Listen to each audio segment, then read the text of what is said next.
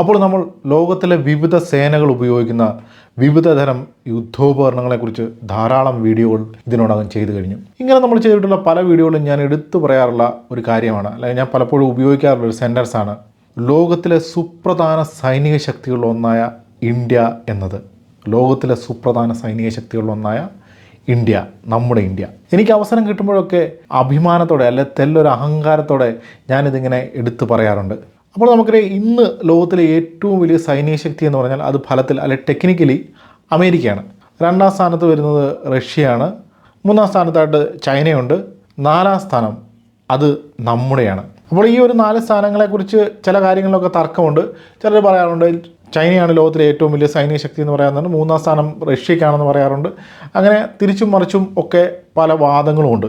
അതെന്ത് തന്നെയായാലും ഈ 4 സ്ഥാനങ്ങളിലേക്ക്, ഈ ആദ്യ 4 സ്ഥാനങ്ങളിലേക്ക് അവകാശം ഉന്നയിച്ചിട്ടുള്ള 5ാമതൊരു രാജ്യം, ഈ 4 രാജ്യങ്ങളെ കൂടാതെ 5ാമതൊരു രാജ്യം ഇല്ലെന്നുള്ളതാണ് യാഥാർത്ഥ്യം.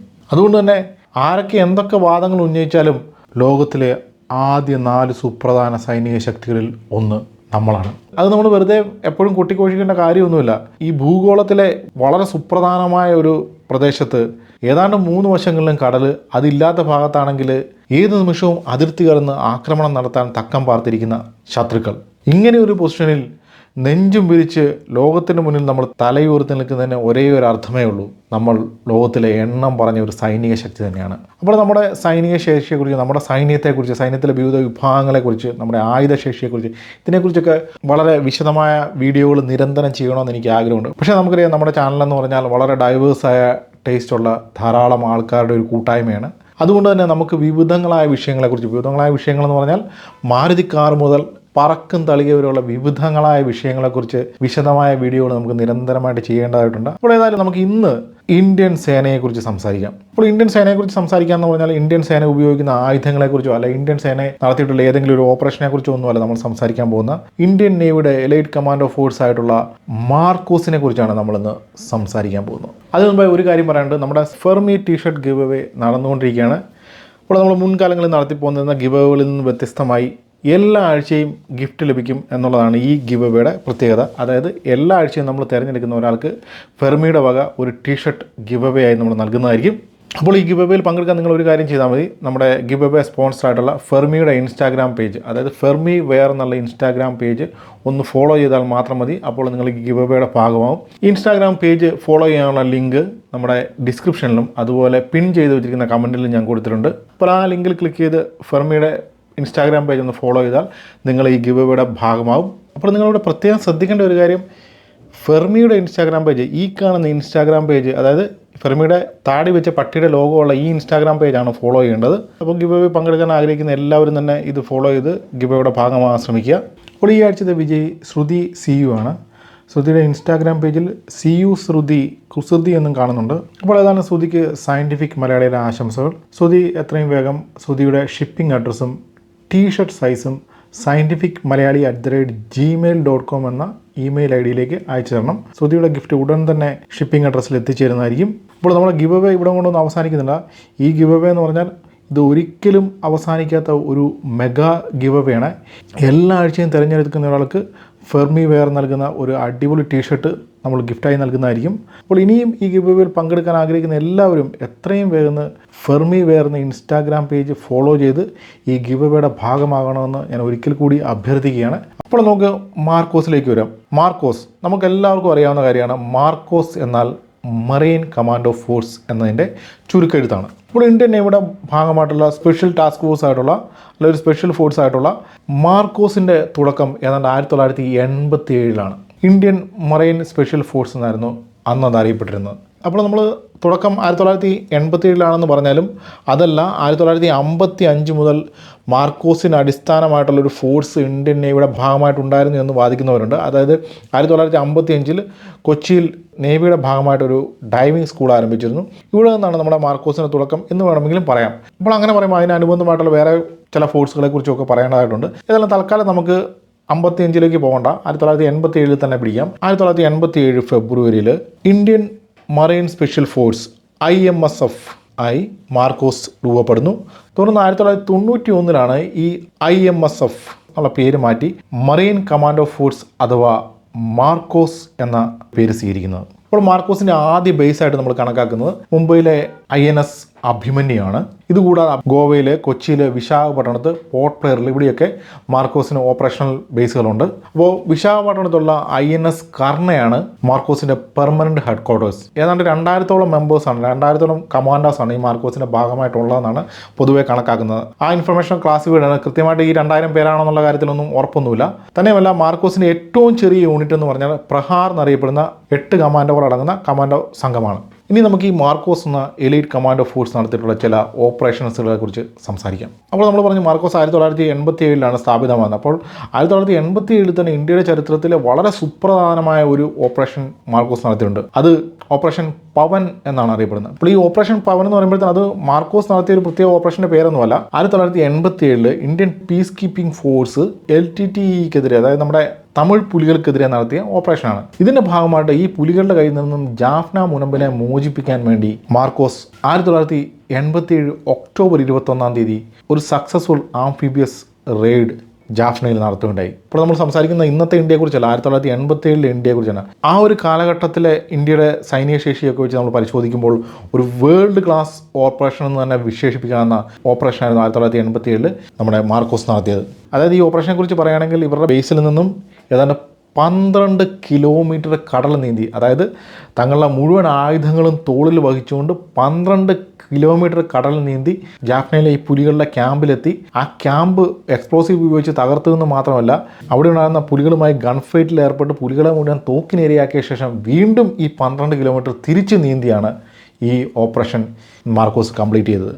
അപ്പോൾ ഈ ഒരു ആംഫിബിയസ് റെയ്ഡിന് നേതൃത്വം കൊടുത്തത് ലഫ്റ്റനൻറ്റ് അരവിന്ദ് സിംഗ് എന്ന കമാൻഡോ ആയിരുന്നു. അദ്ദേഹം സാധാരണ ഒരു കമാൻഡോ അല്ല, അമേരിക്കൻ നേവി സീൽസ് ട്രെയിൻ ചെയ്ത ഒരു കമാൻഡോയാണ്. തന്നെയുമല്ല ഈ ഓപ്പറേഷൻ്റെ പേരിൽ അദ്ദേഹത്തിന് പിന്നീട് മഹാവീർ ചക്ര ലഭിക്കുകയുണ്ടായി. അടുത്തൊരു ഓപ്പറേഷൻ എന്ന് പറഞ്ഞാൽ ഓപ്പറേഷൻ കാക്ടസ് ആണ്. ഓപ്പറേഷൻ കാക്ടസിൻ്റെ ഭാഗമായിട്ട് മാർക്കോസ് നടത്തിയ സൈനിക നടപടികളാണ്. അതായത് നമ്മൾ ഇസ്രായേലിൽ നടത്തിയിട്ടുള്ള ഓപ്പറേഷൻ എൻഡബയെക്കുറിച്ചും അതുപോലുള്ള കാര്യങ്ങളെക്കുറിച്ചൊക്കെ നമ്മൾ വാദോരാ സംസാരിക്കാറുണ്ട്. ഏതാണ്ട് ഓപ്പറേഷൻ എൻഡബയ്ക്കൊക്കെ ഒപ്പം നിൽക്കുന്ന ഒരു സൈനിക നടപടിയാണ് ഈ ഓപ്പറേഷൻ കാക്ടസ് എന്ന് പറയുന്നത്. അപ്പോൾ ഈ സംഭവം എന്താ വെച്ചാൽ 1988 മാലിയുടെ ഗവൺമെൻറ്, മാൽഡീവ്സിൻ്റെ ഗവൺമെൻറ്റിനെ അട്ടിമറിക്കാൻ വേണ്ടി, അതായത് അബ്ദുൾ ഗയൂം എന്ന് പറയുന്ന പ്രസിഡന്റിന്റെ നേതൃത്വത്തിലുണ്ടായിരുന്ന മാലി ഗവൺമെന്റിനെ അട്ടിമറിക്കാൻ വേണ്ടി ഒരു മാലി ബേസ്ഡ് ബിസിനസ്സുകാരൻ, അയാളുടെ പേര് അബ്ദുൾ ലത്തൂഫി എന്നാണ്. അയാൾ ഈ തമിഴ് പുലികളുമായിട്ട് ചേർന്നുകൊണ്ട് മാലി പിടിച്ചെടുക്കാൻ ശ്രമം നടത്തി. അതായത് തമിഴ് പുലികൾ എന്ന് പറഞ്ഞാൽ തമിഴ് പുലികളിൽ നിന്നും വേർപെട്ട് പോയിട്ടുള്ള ഉമാ മഹേശ്വരൻ എന്ന് പറയുന്ന ഒരാളുടെ നേതൃത്വത്തിലുള്ള സംഘമായിരുന്നു. ഏതാണ്ട് 80 പേരടങ്ങുന്ന ഹൈലി ട്രെയിൻഡ് ആയിട്ടുള്ള തമിഴ് പുലി കമാൻഡോസ് എന്ന് തന്നെ പറയാം. ഇവരാണ് ഈ ഗവൺമെൻറ് ഈ മാലി പിടിച്ചെടുക്കാൻ ശ്രമിച്ചത്. അപ്പോൾ ഈ 80 പേര് ചേർന്ന ഒരു രാജ്യമൊക്കെ എങ്ങനെയാണ് പിടിച്ചെടുക്കുന്നതൊക്കെ നിങ്ങൾക്ക് ഒരു സംശയം വന്നേക്കാം. അപ്പോൾ അതങ്ങനെയല്ല. ഈ മാലി എന്ന് പറഞ്ഞാൽ, അല്ലെങ്കിൽ മാൽഡീവ്സ് എന്ന് പറഞ്ഞാൽ അവർക്ക് ഈ സ്വന്തമായിട്ട് സൈന്യമോ നേവിയോ എന്നുള്ള രാജ്യമല്ല.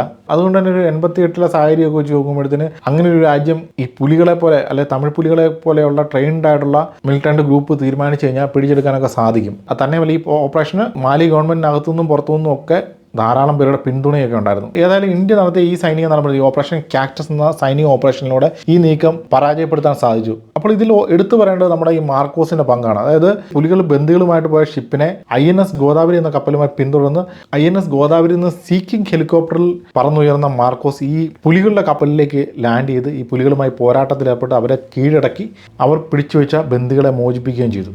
ഇതാണ് ഈ ഓപ്പറേഷൻ കാക്ടസിൻ്റെ ഭാഗമായിട്ട് മാർക്കോസ് നടത്തിയ വിലപ്പെട്ട സേവനം. ഇതുകൂടാതെ ഓപ്പറേഷൻ ബ്ലാക്ക് ടൊർണാഡോ, അതിനെക്കുറിച്ച് നമുക്ക് എല്ലാവർക്കും അറിയാവുന്ന കാര്യമാണ്. നമ്മുടെ മുംബൈ ഭീകരാക്രമണം നടന്ന സമയത്ത് NSG കമാൻഡോസ് എത്തുന്നതിന് മുമ്പുള്ള ആ സമയങ്ങളിൽ സ്ഥിതിഗതികൾ പിടിച്ചു നിർത്താൻ മാർക്കോസിന് സാധിച്ചു. അതായത് ഹോട്ടൽ ട്രൈഡനിൽ നിന്നും താജിൽ നിന്നും ഒക്കെ ഏതാണ്ട് 150-ലധികം ആൾക്കാരെ സക്സസ്ഫുള്ളി ഇവാക്യുവേറ്റ് ചെയ്യാൻ വേണ്ടി മാർക്കോസിന് സാധിച്ചു. ഇതുകൂടാതെ 2015 ഓപ്പറേഷൻ രാഹത്ത്, അതായത് യുദ്ധം മൂലം യമനിൽ കുടുങ്ങിപ്പോയ ഇന്ത്യക്കാരെയും അതുപോലെ നമ്മുടെ പല അയൽ രാജ്യങ്ങളിലുള്ള ആൾക്കാരെയും ഒക്കെ മോചിപ്പിച്ച് ഇന്ത്യയിലേക്ക് കൊണ്ടുവരാൻ മാർക്കോസിന് സാധിച്ചു.